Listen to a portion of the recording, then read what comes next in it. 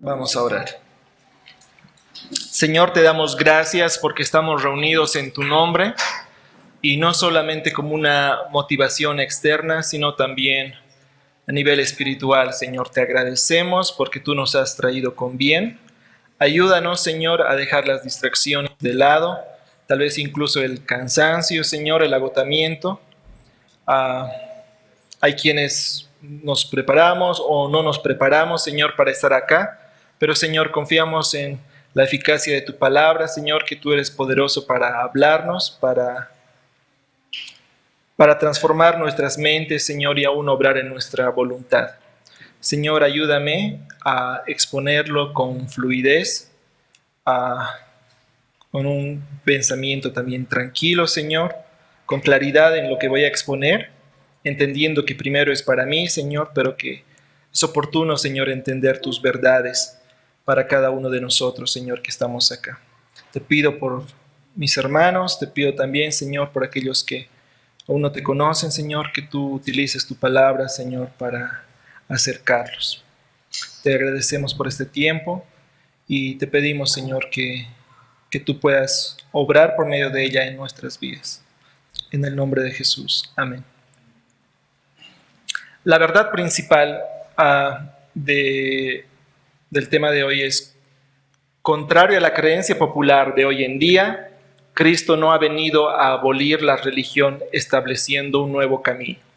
Más bien, Cristo es el camino de la religión verdadera. Todas las demás religiones son por definición falsas. Y en general vamos a seguir la misma idea que se ha estado desarrollando desde el verso 19 del capítulo 1 de Santiago, donde veíamos que Santiago hace la comparación, empieza haciendo la comparación de aquel que oye la palabra, pero no la aplica en su vida, versus aquel que oye la palabra y la pone por obra en su vida. Ahora va a ir desarrollando un poquito más la idea. Y precisamente es en ese contexto que vamos a hablar de lo que es la religión falsa versus aquellos que practican la religión verdadera. Vamos a leer Santiago desde el verso 19 hasta el final del capítulo. Santiago desde el verso 19 hasta el final del capítulo.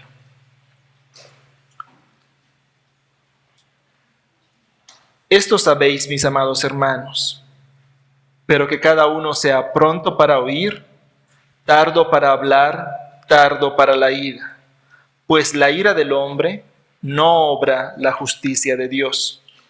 Por lo cual, desechando toda inmundicia y todo resto de malicia, recibiendo con humildad la palabra implantada que es poderosa para salvar vuestras almas, sed hacedores de la palabra y no solamente oidores que se engañan a sí mismos. Porque si alguno es oidor de la palabra y no hacedor, es semejante a un hombre que mira su rostro natural en un espejo. Pues después de mirarse a sí mismo e irse, inmediatamente se olvida de qué clase de persona es. Pero el que mira atentamente a la ley perfecta, la ley de la libertad, y permanece en ella, no habiéndose vuelto un oidor olvidadizo, sino un hacedor eficaz, éste será bienaventurado en lo que hace. Y entramos a los pasajes que hoy día vamos a desarrollar. Si alguno se cree religioso, pero no refrena su lengua, sino que engaña su propio corazón, la religión del tal es vana. La religión pura y sin mácula delante de nuestro Dios y Padre es esta: visitar a los huérfanos y a las viudas en sus aflicciones, y guardarse sin mancha del mundo.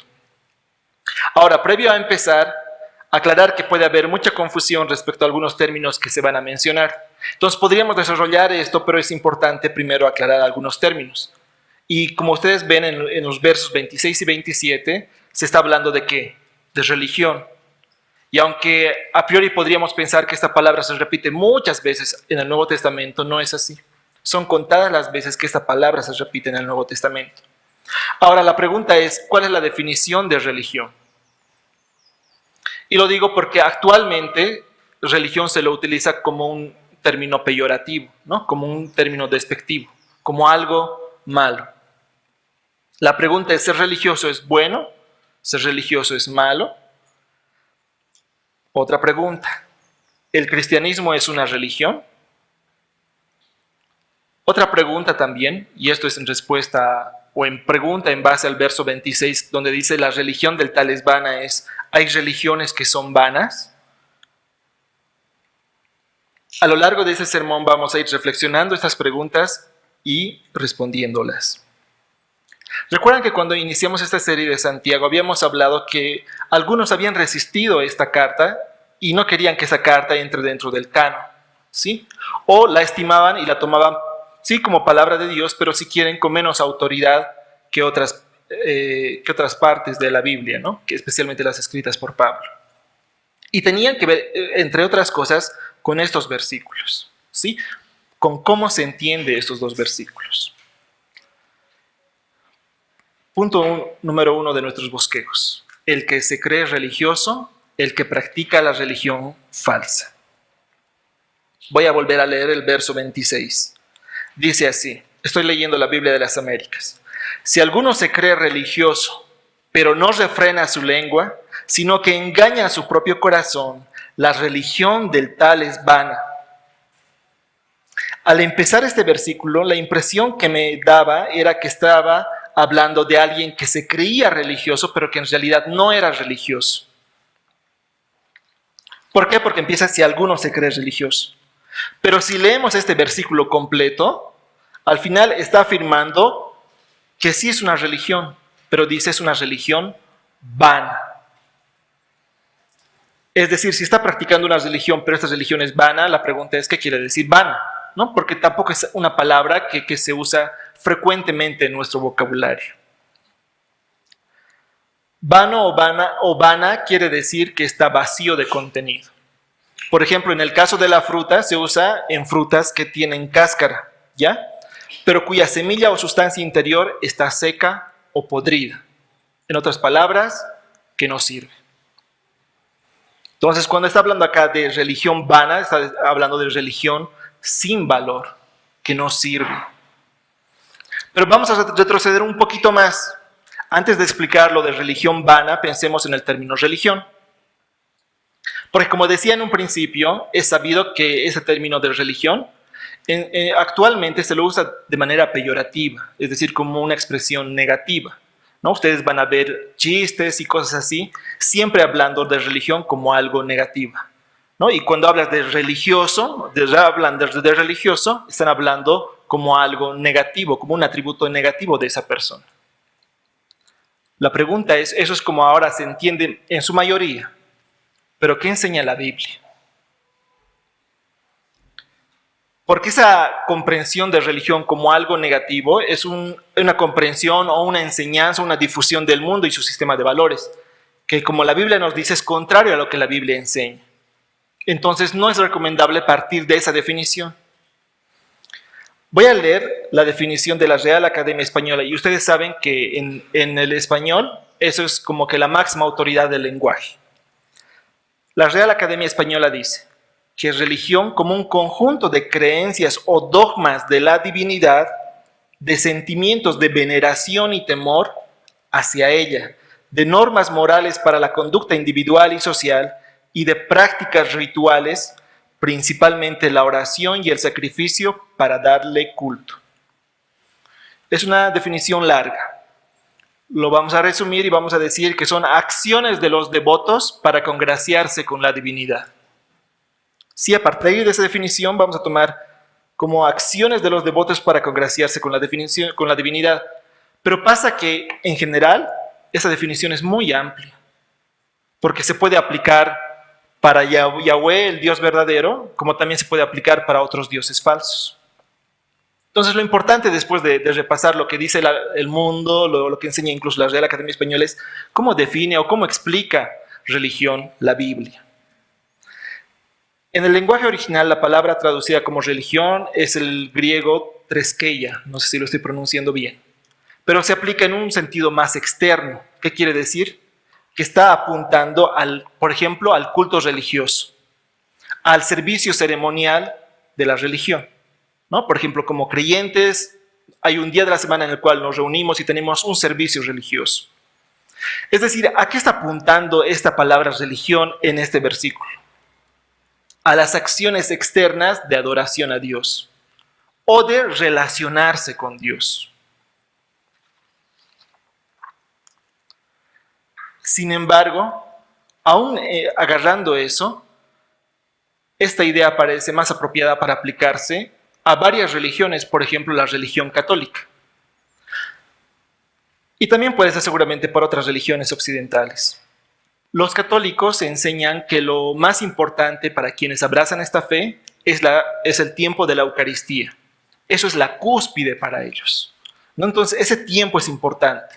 Por eso van a conocer seguramente personas que todos los domingos están en sus reuniones, en sus misas, están participando de eso. Ahora, no hay un problema en que todos los domingos estén participando de eso. La pregunta es, ¿qué durante la semana? Muchas veces cuando se entiende como eso, como el evento central, cúspide de mi vida de devoción, de mi vida de religión, puedo caer en un dualismo. No importa cómo estoy viviendo durante la semana, pero ese día, ese tiempo, participo de la Eucaristía. Ahora podemos decir, pero esos son los católicos. Ahora la pregunta es, ¿el evangélico es diferente?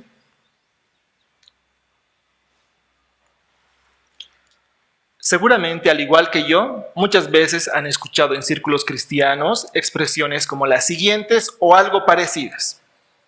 Yo no soy religioso, yo sigo a Cristo. O esta otra que es, Cristo no es religión, Cristo es vida. O el cristianismo es superior a la religión. Y si se dan cuenta, en estas tres afirmaciones, igual la expresión de religión se está usando en un sentido negativo. La religión no es el camino, Cristo es el camino. Tal vez incluso algunos de ustedes han estado, o incluso en este momento están con esa idea. Porque lo cierto es que incluso en círculos evangélicos se enseña de esa manera. Pero otra vez, ¿qué dice la Biblia?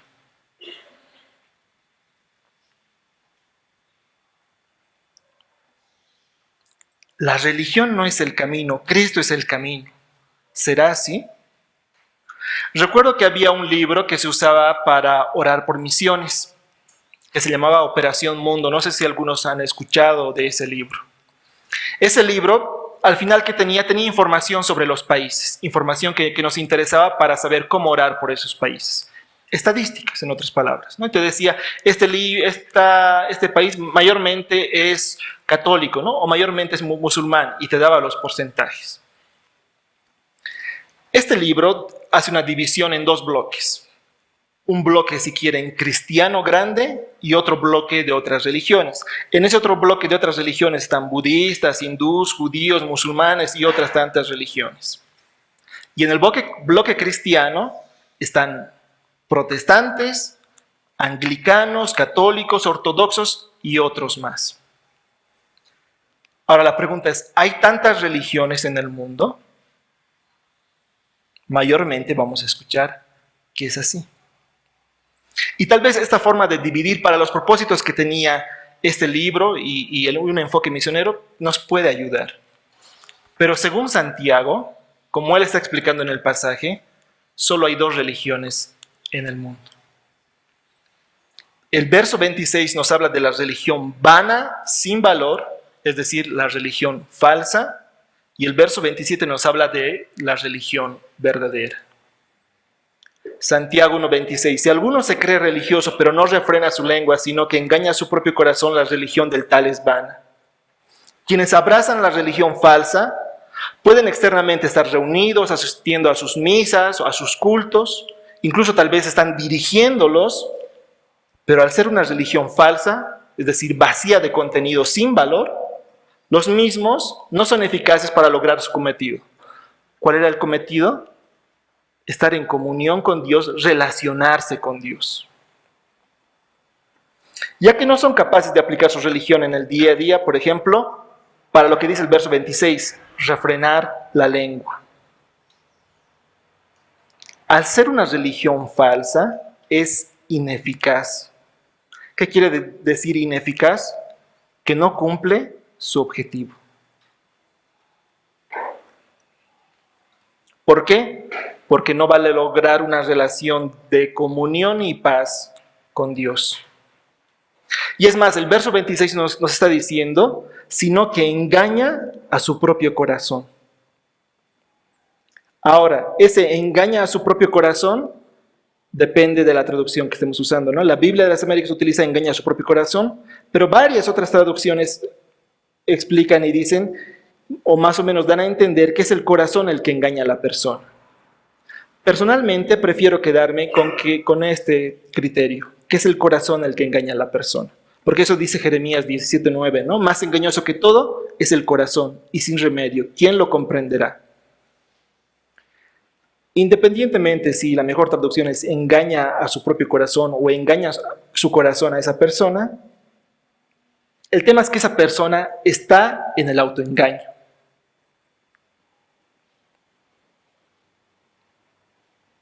Está confiando en una religión que es ineficaz, que no va a cumplir su objetivo. Y Santiago, para poner en evidencia que esta religión es vana, hace aplicaciones bien prácticas. Y seguramente no es inextenso, pero hace aplicaciones bien prácticas. Por ejemplo, refrenar la lengua. Ponerle freno a lo que sale de nuestra boca no es nada fácil. Todos que estamos acá, independientemente si eres un niño de 8 años o si tienes más de 40 años, lo sabes. ¿Cuántas veces nos hemos arrepentido de lo que sale de nuestra boca? O incluso ahora, ¿no? Que no solamente es lo que sale de nuestra boca, sino también es lo que escribimos en texto. Y estas palabras pueden ser palabras ofensivas, pueden ser insultos, groserías. Y generalmente como creyentes nos quedamos ahí, ¿no? La pregunta es, hago revisión, digo groserías, pero no solamente va a eso. ¿Qué tal el chisme? Porque otra vez, y puede que sea algo cultural, pero cuando tenemos algo contra una persona, nuestra tendencia no es ir y hablar con esa persona. Más bien es ir donde otro y decirle lo malo o la característica que nos trae mal de esa persona. La pregunta es qué dice la Biblia al respecto.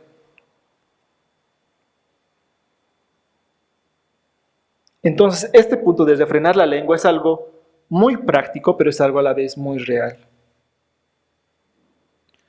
Aun cuando toca no responder mal por mal, porque otra vez no es solamente que nosotros podemos ofender o decir cosas que dañan a otras personas o a Dios mismo, sino también es cuando nosotros recibimos esa ofensa. Nuestra inclinación natural va a ser querer responder mal por mal. Entonces parece que es algo sobrenatural, que solamente el Dios verdadero, Yahweh Dios, puede ayudarnos a poner ese freno a la lengua. Por eso es que la religión falsa fracasa en esto. No por nada Santiago le dedica gran parte del capítulo 3 al poder de la lengua. Y espero Dios mediante que podamos estar viendo eso más adelante. Entonces una pregunta obvia que nos tendríamos que hacer es, si estas son las características y las consecuencias de abrazar una religión falsa, ¿cuál es la religión verdadera? Y esto es lo que vamos a responder en el segundo punto. Segundo punto, el que es religioso, el que practica la religión verdadera. A diferencia de lo que dice el mundo, ser religioso no es malo, siempre que estemos abrazando la religión verdadera. La religión falsa, es decir, todas las demás religiones, además del cristianismo, pero ojo, no el cristianismo como ese bloque de ese libro que les comentaba. La religión falsa es ineficaz, porque enseña que las personas se pueden salvar de la justa ira de Dios por acciones de estas mismas personas. Y si revisamos la definición de la Real Academia Española, tenía que ver con eso, ¿no? Ya sea con un servicio de culto, con acciones, con oraciones, es decir, con obras que las personas hacen para estar en una relación de comunión con Dios. En cambio, el cristianismo parte de una base radicalmente diferente. La religión verdadera enseña que solo podemos ser salvos y tener una relación de comunión y paz con Dios por medio de la fe verdadera en la persona de Jesucristo. Y a estas alturas, aunque esté de más, mejor es aclarar, no estamos hablando de hacer una oración o una profesión de fe solamente verbal, ¿verdad? Sino de una fe verdadera que ha confiado, que se ha arrepentido y ha confiado en Cristo Jesús.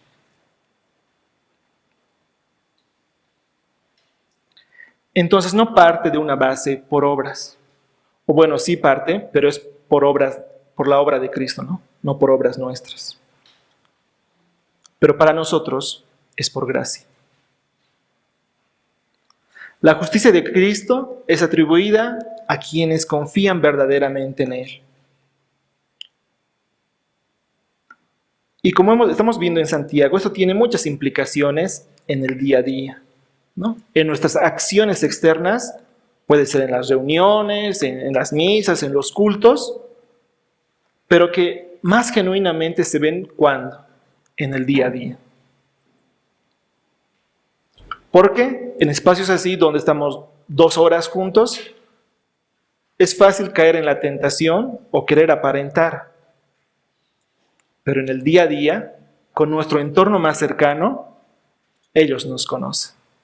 Conocen nuestras fortalezas y conocen nuestras debilidades.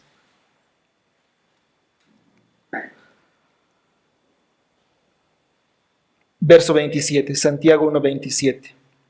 La religión pura y sin mácula delante de nuestro Dios y Padre es esta: visitar a los huérfanos y a las viudas en sus aflicciones y guardarse sin mancha del mundo. La religión pura y sin mácula. Pura entendemos el significado. Mácula personalmente yo no sabía qué era. Pero mácula quiere decir que es sin contaminación, libre de contaminación. Ahí utilizan la palabra incontaminada, que tal vez no la usamos mucho. Entonces, libre de contaminación. La religión pura y sin mancha, libre de contaminación delante de nuestro Dios y Padre es esta: visitar a los huérfanos y a las viudas en sus aflicciones. Dios ordena cuidar especialmente a los débiles y vulnerables. No sé si lo hemos mencionado, pero Santiago ha sido el primer libro escrito del Nuevo Testamento, muy probablemente. Y Santiago es uno de los libros que más referencias hace al Antiguo Testamento. Vamos a revisar varios pasajes del Antiguo Testamento para ver esto, cómo Dios instruye y habla de que Él cuida de los débiles y vulnerables. Acompáñenme con sus Biblias a Éxodo, por favor, capítulo 22. Éxodo, capítulo 22.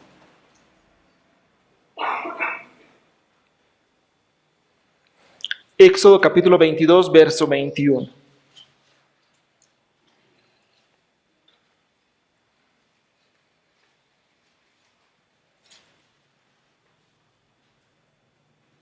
Éxodo 22, 21 dice, está hablando Dios: al extranjero no maltratarás ni oprimirás, porque extranjero fuisteis vosotros en la tierra de Egipto. ¿A quién está hablando? A su pueblo. A la viuda y al huérfano no afligiréis.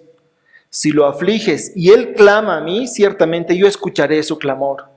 Y se encenderá mi ira y os mataré a espada, y vuestras mujeres quedarán viudas y vuestros hijos huérfanos. Duro. Vamos más allá, Deuteronomio capítulo 10.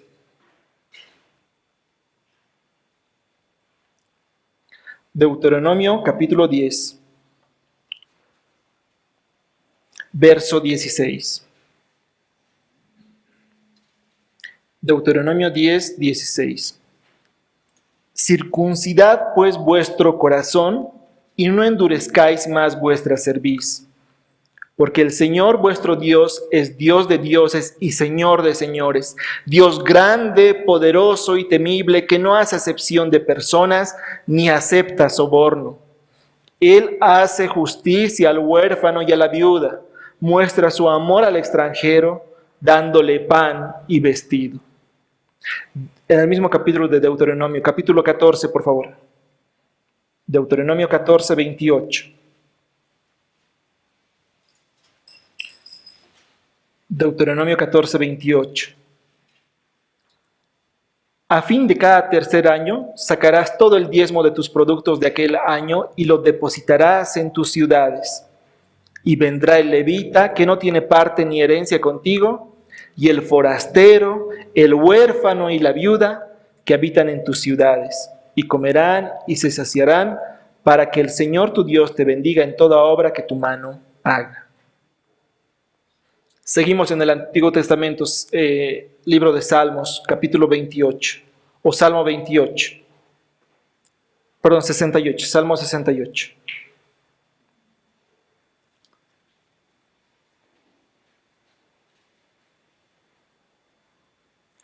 Salmo 68, verso 5. Vean la expresión que está usando. Padre de los huérfanos y defensor de las viudas es Dios en su santa morada. Padre de los huérfanos y defensor de las viudas. Salmo 146, 9.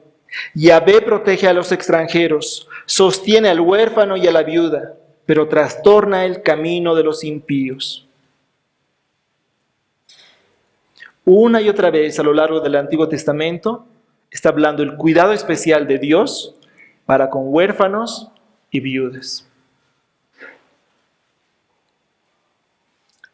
Isaías capítulo 1. Y si se dan cuenta, también está apelando en mucho de esto a la persona, ¿no? Intentando ir al corazón de esa persona, para que esa persona se examine, para que su pueblo se examine en esto. Isaías capítulo 1, verso 16. Lavaos, limpiaos, quitad la maldad de vuestras obras de delante de mis ojos, cesad de hacer el mal. Aprended a hacer el bien, buscad la justicia, reprended al opresor, defended al huérfano, abogad por la viuda. A lo largo de toda la Escritura vemos una y otra vez cómo claramente el cuidado de huérfanos y viudas es una comisión especial para el pueblo de Dios.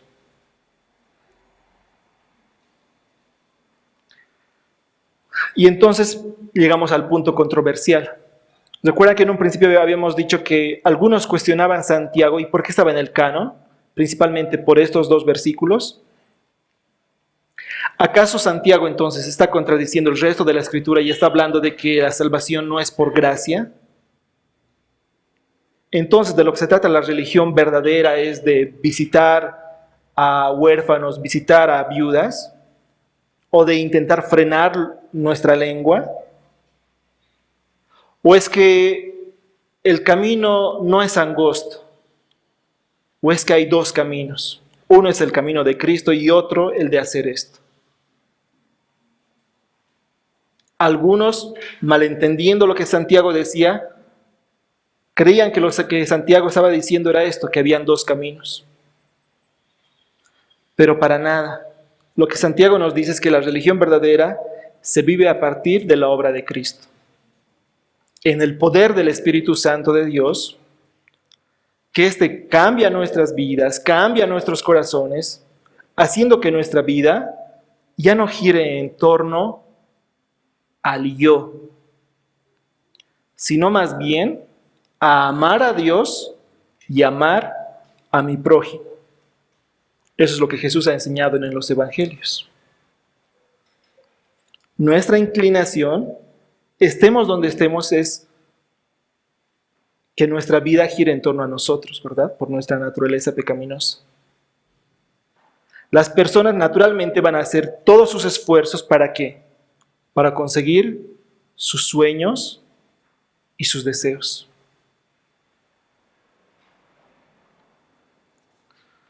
Había un gráfico en algunos folletos de evangelismo, recuerdo, que mostraban esto gráficamente, ¿no?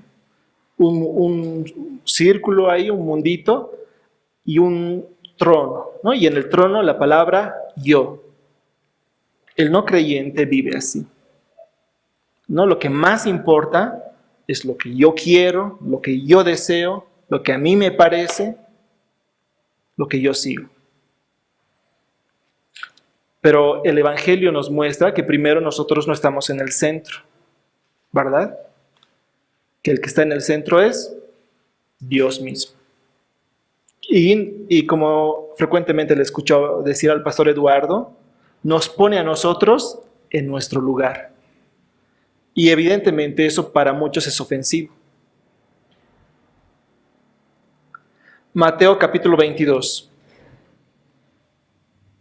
Mateo capítulo 22, verso 34.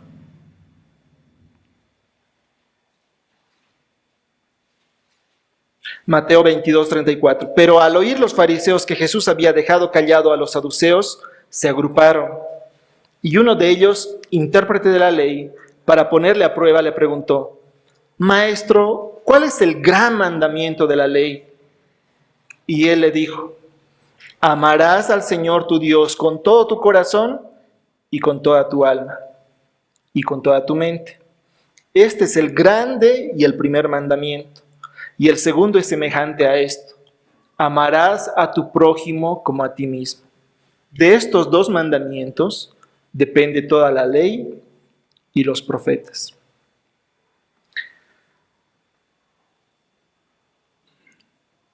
¿No hubiese sido más conveniente que Jesús, en vez de recordarle dos mandamientos, intente resumir más aún y darle un solo mandamiento?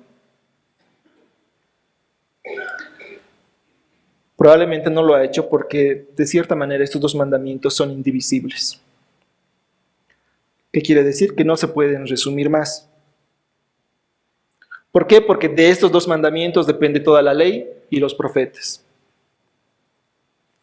No podemos decir que amamos a Dios, pero aborrecemos a nuestro prójimo, porque eso es muy idealista e individualista. Una aplicación práctica de esta creencia ocurre con los famosos creyentes llaneros solitarios, ¿no? Que dicen que aman a Dios, pero son indiferentes a la iglesia, incluso al punto de despreciarla. Por otro lado, tampoco podemos decir que amamos a nuestro prójimo, visitamos huérfanos, ¿no? Tal vez incluso ha construido un orfanato, visita viudas en sus aflicciones, que da limosnas, pero que no ama a Dios rindiéndole nuestras vidas en obediencia. Porque si no estaríamos cayendo en ¿qué? Filantropía, ¿no? No una religión verdadera, o no la religión verdadera. Una aplicación de eso sería abrazar el evangelio de la justicia social, el cual no es el evangelio bíblico. Voy a leer textualmente una afirmación que hace el sitio web God Questions, que explica: hay una tensión entre la perspectiva centrada en Dios para la justicia social y la perspectiva centrada en el hombre para la justicia social. El enfoque centrado en el hombre ve al gobierno en el papel de salvador, trayendo una utopía a través de las políticas gubernamentales. El enfoque centrado en Dios ve a Jesucristo como salvador, trayendo el cielo a la tierra cuando Él regrese. En su regreso, Cristo restaurará todas las cosas y ejecutará su justicia perfecta. Hasta entonces, los cristianos expresamos el amor de Dios y su justicia al mostrar bondad y misericordia para con los menos afortunados.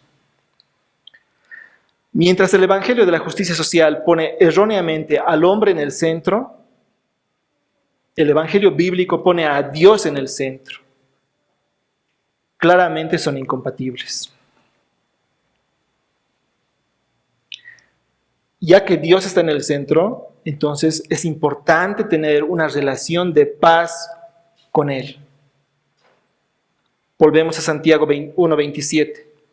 La religión pura y sin mácula delante de nuestro Dios y Padre es esta: visitar a los huérfanos y a las viudas en sus aflicciones. Pero el versículo no termina ahí. Luego, ¿qué dice? Y guardarse sin mancha del mundo.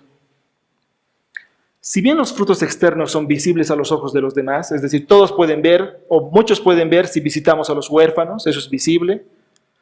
Otros pueden ver si visitamos a las viudas en sus aflicciones, eso es visible. Solo hacerlo con una preocupación y amor genuino por Dios hacia los más vulnerables es algo que agrada a Dios. Y eso evidentemente no es visible. Solo Dios lo puede ver si lo estamos haciendo para su gloria o para la nuestra. Pero además de eso, Santiago no termina ahí la explicación y dice, y guardarse sin mancha del mundo. No se trata de hacer justicia social, sino de entender que somos santos de Dios, apartados de Dios, o apartados para Dios. ¿Para qué? Para buenas obras. Primera de Pedro capítulo 2, por favor, acompáñenme con sus Biblias. Primera de Pedro capítulo 2, verso 9.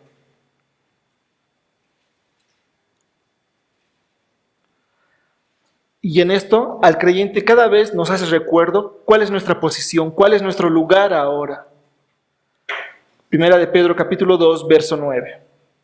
Pero vosotros sois linaje escogido, real sacerdocio, nación santa, pueblo adquirido para posesión de Dios, a fin de que anunciéis las virtudes de aquel que os llamó de las tinieblas a la luz admirable. Pues vosotros en otro tiempo no erais pueblo, pero ahora sois pueblo de Dios. No habíais recibido misericordia, pero ahora habéis recibido misericordia.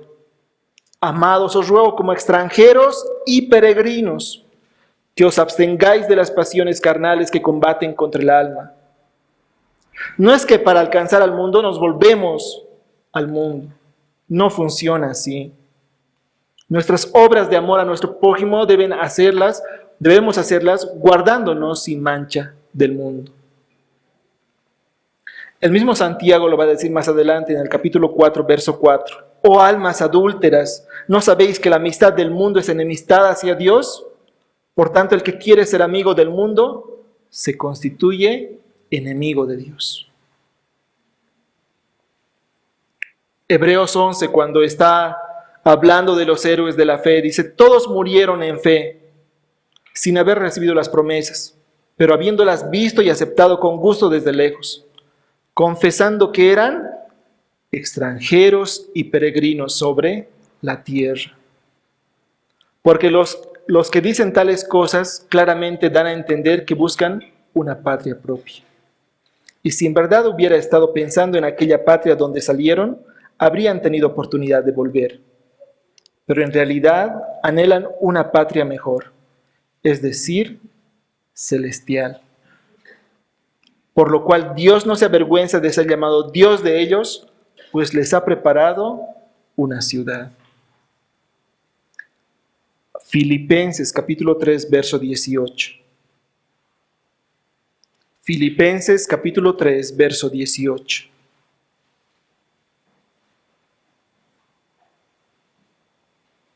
Una y otra vez nos está recordando que somos extranjeros y peregrinos. Y es increíble cómo naturalmente nuestro corazón a veces está peleando, queriendo inclinarse más al mundo. Porque muchos andan, como os he dicho muchas veces, y ahora os lo digo aún llorando, que son enemigos de la cruz de Cristo, cuyo fin es perdición, cuyo Dios es su apetito y cuya gloria está en su vergüenza, los cuales piensan solo en las cosas terrenales. Porque nuestra ciudadanía está en los cielos, de donde también ansiosamente esperamos a un Salvador, el Señor Jesucristo, el cual transformará el cuerpo de nuestro estado de humillación en conformidad al cuerpo de su gloria, por el ejercicio del poder que tiene aún para sujetar todas las cosas a sí mismo. El guardarse sin mancha del mundo para Dios no es algo opcional. Es decir, no es que voy a intentar frenar mi lengua, intentar hacer obras sociales, pero me voy a entregar al mundo.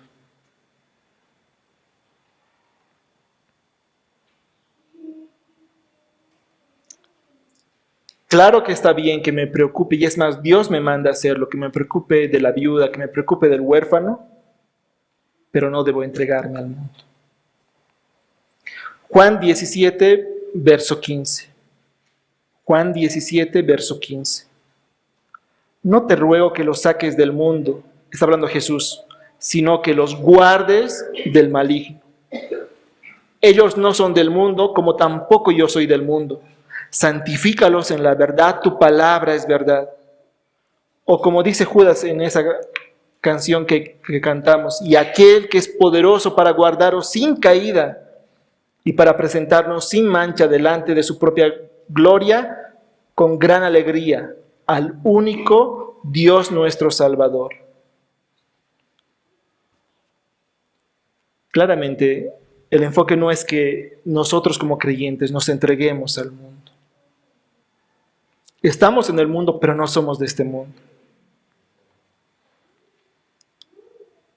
Para resumir, lo voy a explicar como lo explica Douglas Moo. Hemos visto en el verso 22 que de lo que se trata es de ser hacedores de la palabra, no solamente oidores. Y ahí hablaba de qué, de engañarnos a nosotros mismos. Y ahora hace una aplicación, lo desglosa. El control de nuestra lengua. Y como hemos hablado también, aunque tal vez no hemos enfatizado suficiente, esto no solamente es decir o no groserías. La preocupación por los desamparados, pero también la enemistad con el mundo, porque sí hemos sido llamados a tener esa enemistad, la enemistad con el mundo. Volviendo a Santiago, verso 27. La religión pura y sin mácula delante de nuestro Dios y Padre es esta: visitar a los huérfanos y a las viudas en sus aflicciones y guardarse sin mancha del mundo. No quería terminar sin antes mencionar esto, porque creo que esto es la clave de lo que hoy día hemos visto. No sé si se han percatado, pero generalmente cuando se habla de este pasaje, no se resalta lo que a continuación voy a decir. La religión pura y sin mácula delante de nuestro Dios y Padre es esta. Delante de nuestro Dios y Padre es esta. La esencia de la práctica de la religión verdadera, es decir, la esencia de la vida cristiana, es vivir coram Deo. Y hasta hace poco no sabía lo que eso significaba. Otra vez, en un contexto de iglesia, hermanos en la fe me han animado a entender esta idea. ¿Qué significa coram Deo?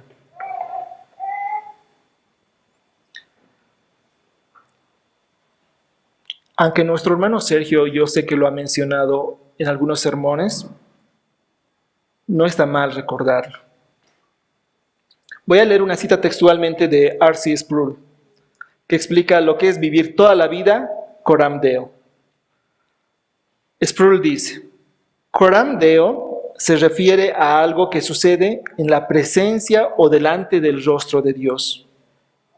Vivir coram Deo es vivir toda la vida en la presencia de Dios, bajo la autoridad de Dios, bajo el señorío de Dios, para la gloria de Dios.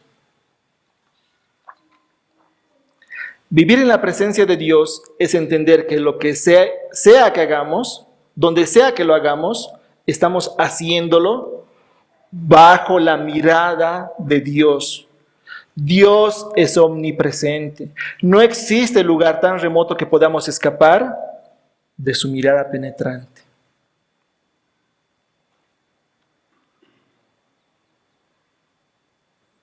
Esto quebranta, ¿no, hermanos? Y esto marca la diferencia abismal entre abrazar una religión falsa y una religión verdadera.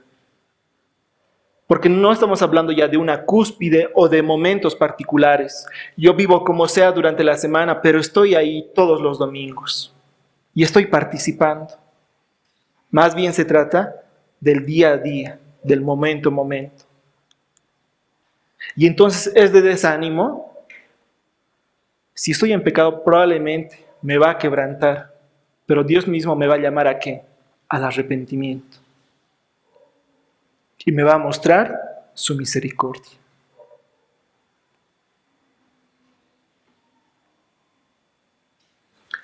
Puedo estar ahorita teniendo una apariencia de piedad, pero durante la semana estar entregado a la pornografía. Puedo tener una apariencia de piedad, pero durante la semana tener pensamientos que no glorifican a Dios. O metido en relaciones ilícitas.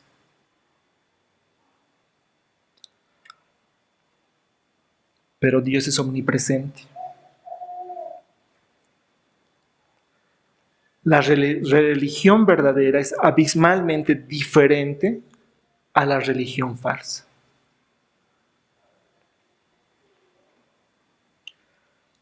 A Coram Deo es a lo que está apuntando Santiago. No está hablando a que la salvación es por obras nuestras.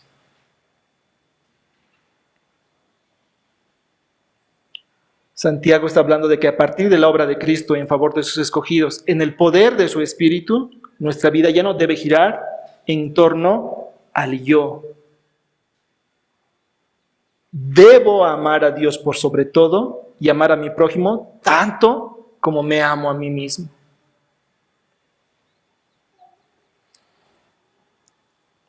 Incluso a ese esposo, a esa esposa que me cuesta tanto amar, incluso a ese hijo o a ese padre que tanto te hace renegar, sí.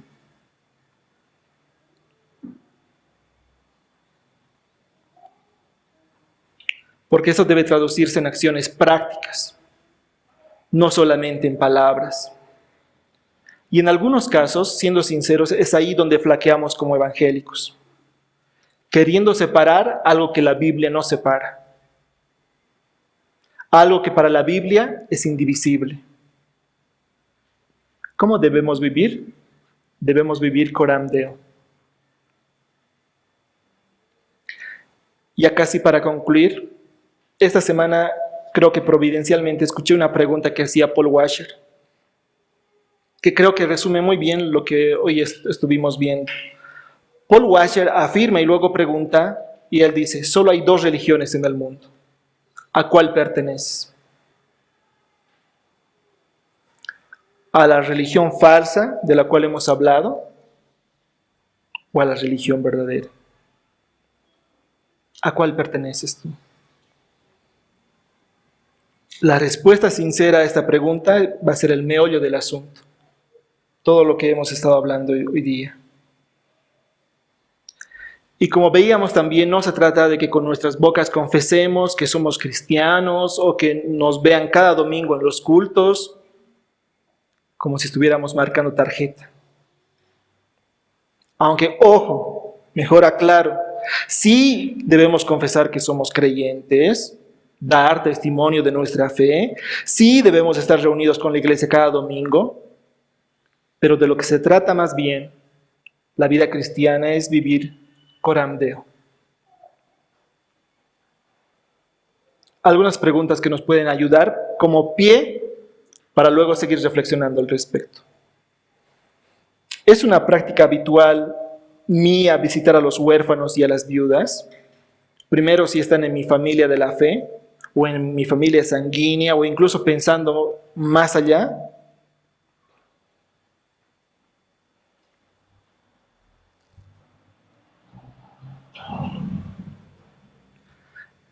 ¿Estoy siendo intencional guardándome sin mancha del mundo? O más bien estoy viendo hasta dónde puedo llegar sin mancharme. Porque ese es un enfoque incorrecto, ¿no? ¿Hasta dónde puedo llegar sin mancharme?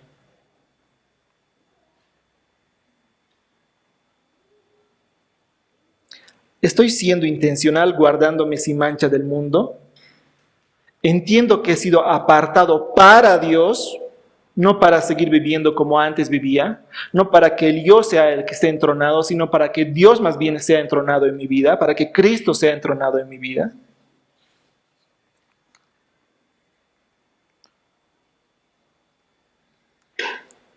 Y con respecto a esta pregunta de si estoy guardándome sin mancha del mundo, ¿es evidente esto para los más cercanos a mí?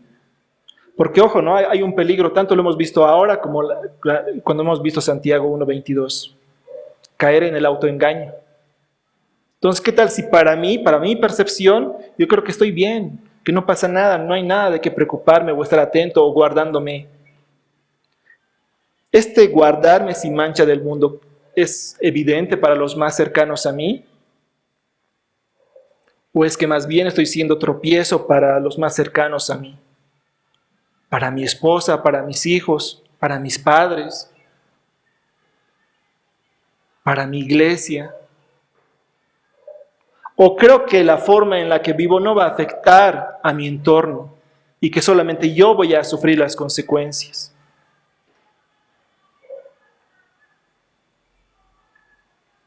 Me esfuerzo en no darle rienda suelta a mi boca y tener dominio propio. Hermanos, y esto es difícil, porque siempre se presentan cosas en el trabajo, en el matrimonio, tu carácter, los hijos, los padres.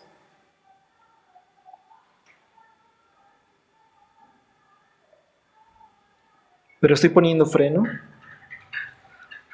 Una pregunta importante. ¿Estoy abierto a la corrección? ¿O mi primera reacción ante las observaciones o correcciones, por más constructivas que éstas sean, es huir, o enojarme, o cerrarme? ¿Cómo estoy recibiendo la corrección? O mejor pregunto, ¿recibo corrección?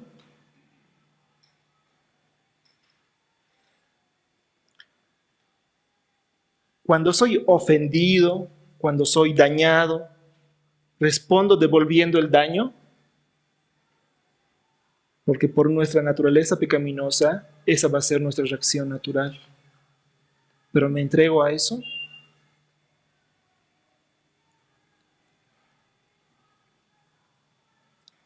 ¿Cuándo fue la última vez que visitaste a personas vulnerables para hacerles bien?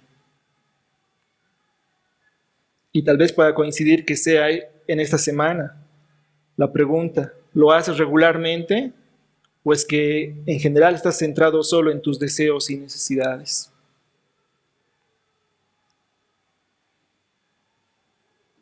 ¿Qué diferencia habría si fuera así con respecto a abrazar la religión falsa, donde quieres que Dios gire en torno a ti y no entiendes que nosotros debemos girar en torno a Dios? Someter nuestra voluntad a la voluntad de Dios. Y todo esto se resume en esta pregunta. ¿Vives la vida coram Deo o vives la vida de la religión falsa?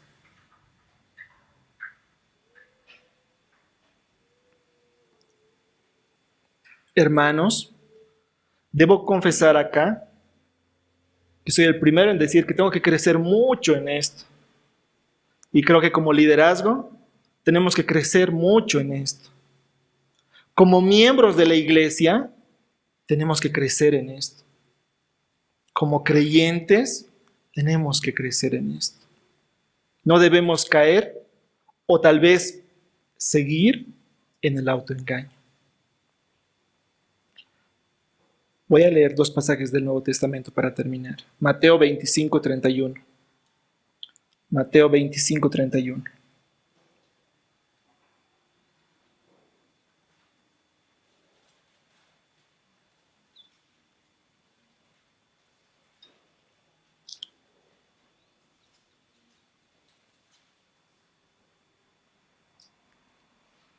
Pero cuando el Hijo del Hombre venga en su gloria y todos los ángeles con él, entonces se sentará en el trono de su gloria.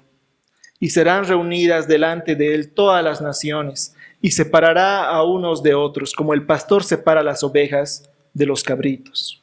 Y pondrá las ovejas a su derecha y los cabritos a su izquierda.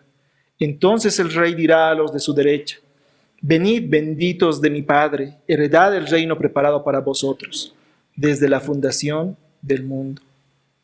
Porque tuve hambre y me disteis de comer. Tuve sed y me disteis de beber. Fui forastero y me recibisteis. Estaba desnudo y me vestisteis. Enfermo y me visitasteis. En la cárcel y vinisteis a mí. Entonces los justos le responderán diciendo: Señor, ¿cuándo te vimos hambriento y te dimos de comer, o sediento y te dimos de beber? ¿Y cuándo te vimos como forastero y te recibimos, o desnudo y te vestimos? ¿Y cuándo te vimos enfermo o en la cárcel y vinimos a ti?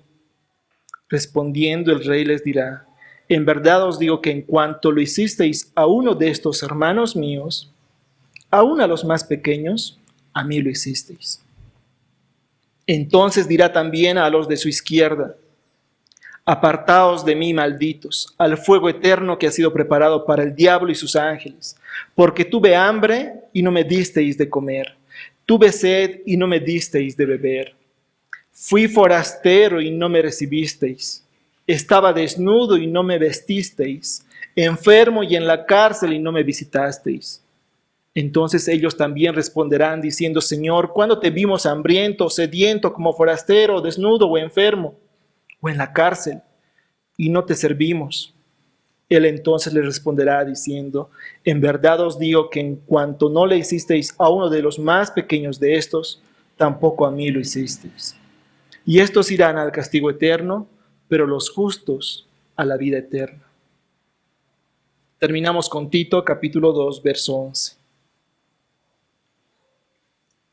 Tito 2:11. Porque la gracia de Dios se ha manifestado trayendo salvación a todos los hombres, enseñándonos que negando la impiedad y los deseos mundanos, vivamos en este mundo sobria, justa y piadosamente, aguardando la esperanza bienaventurada y la manifestación de la gloria de nuestro gran Dios y Salvador, Cristo Jesús, quien se dio a sí mismo por nosotros, para redimirnos de toda iniquidad y purificar para sí un pueblo para posesión suya, celoso de buenas obras. Vamos a orar.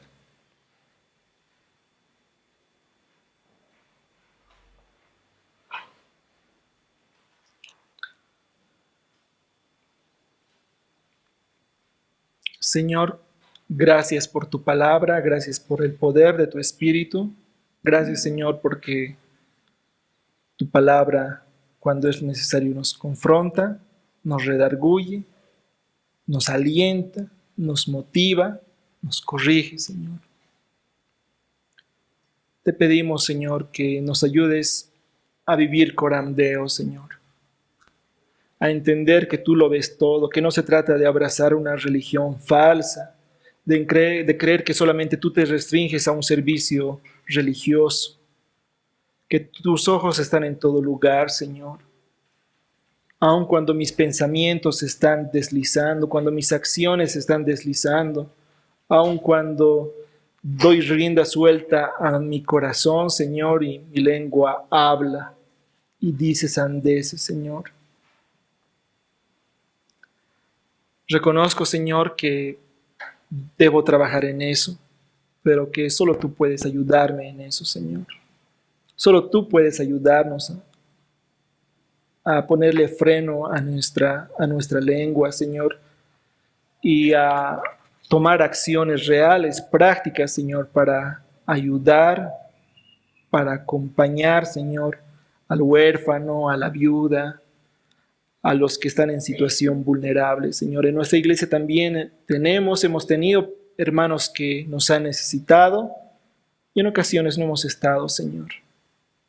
En ocasiones hemos permitido que el temor nos frene, hemos permitido que nuestro egoísmo nos frene, o aún, Señor, tal vez hemos medido que si, cómo han obrado con nosotros para nosotros obrar en consecuencia, Señor.